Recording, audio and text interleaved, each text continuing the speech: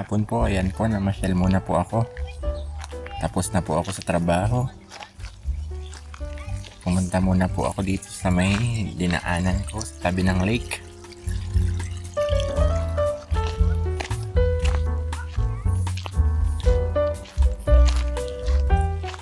Ito po yung bike trail and walking trail dito po sa gilid po ng lake.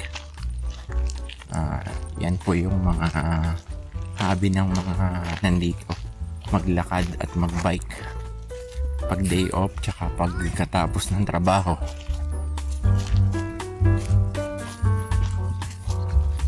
Ayan po ang lake, ang Wanaka Lake po. Ito pong area na to, ito po yung area na dadaungan ng mga bangka nila.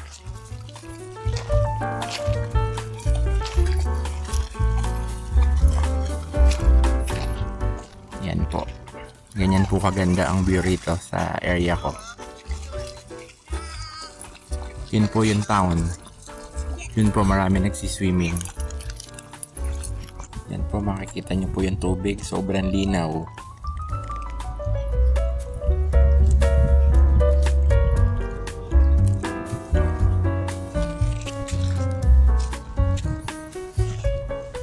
Ngayon po ay hindi masyadong malamig ang tubig dahil summer na dito at sobrang tindi ng sikat ng araw.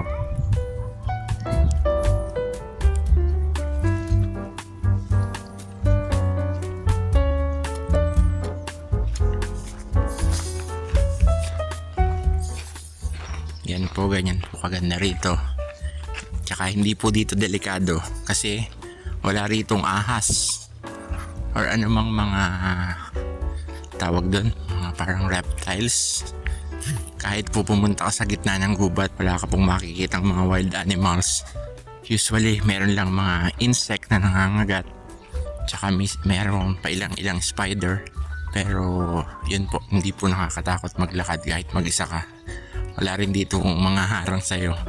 Puro lang po huni ng ibon ang maririnig mo sa paligid. Iba't ibang klase ng mga ibon. Pabalik na po ako sa aking sasakyan.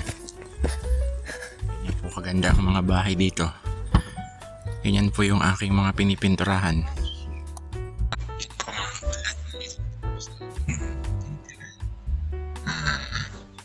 Edit na lang po kaya. Shoutout pala sa aking Circle family. Salamat po sa inyong palaging panonood sa aking mga vlog. Paki-subscribe na din po ang Pinoy Kabalat in New Zealand. Paki-like and share na din po.